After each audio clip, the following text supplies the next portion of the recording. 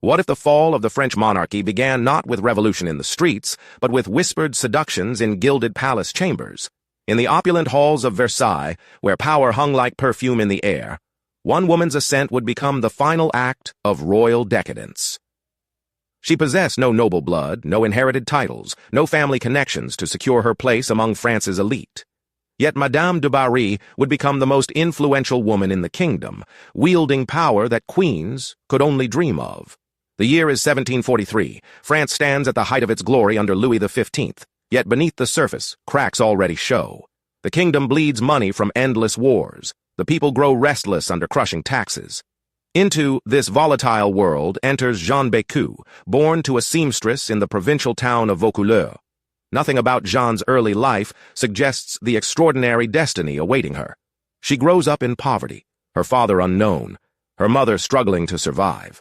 At 15, she travels to Paris seeking work as a shop assistant. The bustling capital overwhelms the country girl, but Jeanne possesses something that sets her apart from countless other hopeful young women flooding the city. She radiates an irresistible magnetism that draws men like moths to flame.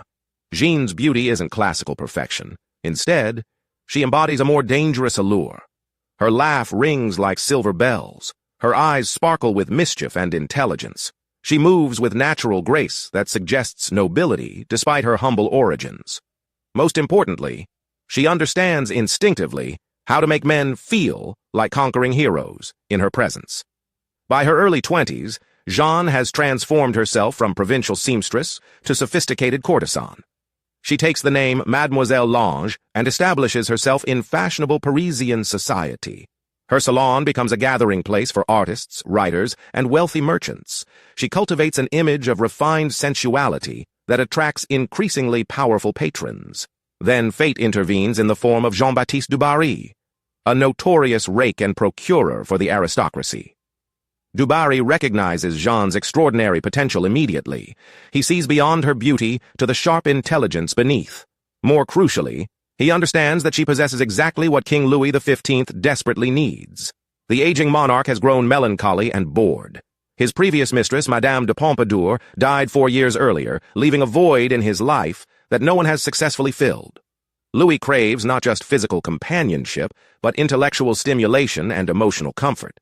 The court beauties who compete for his attention offer beauty without substance, charm without depth. Du Barry orchestrates their meeting with masterful precision. He arranges for Jeanne to appear at just the right moment, in just the right setting, wearing just the right expression of innocent allure mixed with sophisticated wit. The encounter unfolds like a perfectly choreographed dance. Louis XV, accustomed to women who approach him with calculating ambition, finds himself enchanted by Jeanne's apparent naturalness.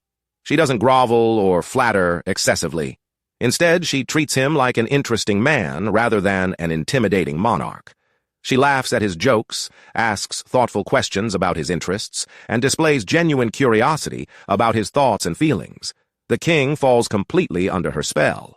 But transforming a commoner's daughter into a royal mistress requires careful maneuvering. Court protocol demands that the king's official mistress hold noble rank.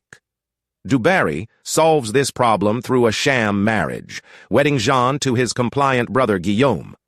Overnight, the former shopgirl becomes Comtesse du Barry, eligible to be presented at court. Her debut at Versailles creates a sensation. The established nobility watches in horror as this upstart claims the position they believe belongs rightfully to one of their own. Marie Antoinette, the young Dauphine and future queen, takes particular offense at Madame du Barry's presence. The Austrian princess views the new mistress as a vulgar interloper who degrades the dignity of the French court. The animosity between these two women becomes legendary. Marie Antoinette refuses to acknowledge Madame du Barry's existence, turning her head away whenever they encounter each other. She convinces other court ladies to join her silent protest. The slight burns deeply, but Madame du Barry responds with characteristic cunning rather than open confrontation. She focuses instead on cementing her influence with the king. Unlike previous royal mistresses who concerned themselves primarily with fashion and entertainment, Madame du Barry involves herself actively in political affairs. She studies state documents, attends council meetings, and offers opinions on domestic and foreign policy. Louis, Isolated by the burden of absolute rule, finds her insights refreshing and valuable. Her political influence grows steadily. She advocates for peace negotiations to end the costly 7 Years' War. She supports ministers who promise financial reforms to address France's mounting debt crisis. She uses her position to promote talented individuals regardless of their social background, earning gratitude from those who might otherwise remain powerless. Yet her very success breeds enemies. The devout party at court, led by the king's daughters, campaigns constantly for her removal. They spread rumors about her past, question her moral character, and pressure Louis to dismiss her.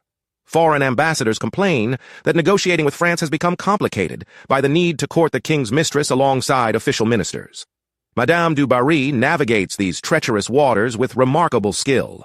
She builds alliances carefully, rewarding loyalty and neutralizing opposition through a combination of charm and strategic generosity. She patronizes artists and writers, creating a cultural legacy that enhances her reputation. She demonstrates genuine concern for the common people, supporting charitable causes and advocating for reforms that might alleviate popular suffering. Her relationship with Louis deepens beyond mere physical attraction. She becomes his closest confidant, the person he trusts most completely in a world full of scheming courtiers and ambitious ministers. Their correspondence reveals genuine affection mixed with mutual respect.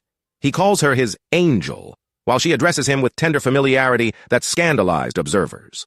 But time works against them both. Louis ages rapidly, his health declining under the stress of governing an increasingly troubled kingdom. Madame du Barry watches anxiously as her protector grows frail and uncertain. She understands that her position depends entirely on his continued favor and survival.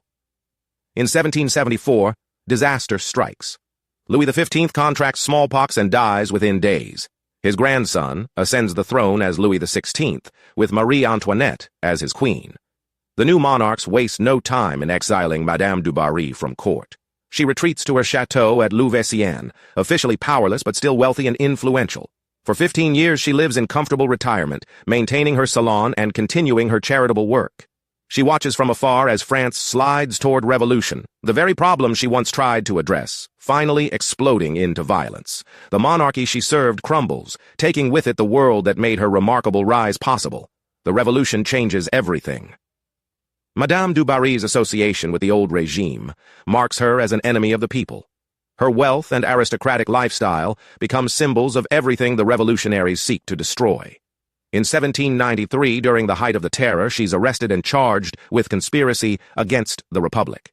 Her trial reveals the tragic irony of her fate. This woman who rose from poverty to power, who used her influence to advocate for peace and reform, faces execution as a representative of aristocratic excess. The Revolutionary Tribunal shows no interest in her attempts to help the common people or her support for progressive policies. On December 8, 1793, Madame du Barry mounts the scaffold. Unlike many aristocrats who face death with stoic dignity, she breaks down completely, pleading desperately for her life. Her terror humanizes her in a way that years of court intrigue never could. The crowd watches as the last royal mistress of France meets her end, marking the final severing of connections between the old world and the new. Yet her story transcends the circumstances of her death. Madame du Barry represents the possibility of transformation that defined the 18th century. She proved that intelligence and determination could overcome the accident of birth, that a commoner's daughter could shape the destiny of kingdoms. Her rise and fall embody both the promise and the peril of a world in transition. She once declared, "I have never been anything but myself, and that has been enough." In those words lies the secret of her power and the source of her tragedy. In an age of rigid social hierarchy, being authentically herself became both her greatest weapon and her ultimate vulnerability. Madame du Barry's legacy extends far beyond the palace walls of Versailles. She inspired countless stories of ambitious women who refuse to accept the limitations imposed by their circumstances. Her influence on fashion, culture, and politics helped shape the modern world. Most importantly, she demonstrated that power wielded with intelligence and grace could transcend traditional boundaries, even as it remained subject to the inexorable forces of historical change. In the end, she remains what she always was, a woman who dared to reach for impossible heights, and for a brief, shining moment, actually grasped them.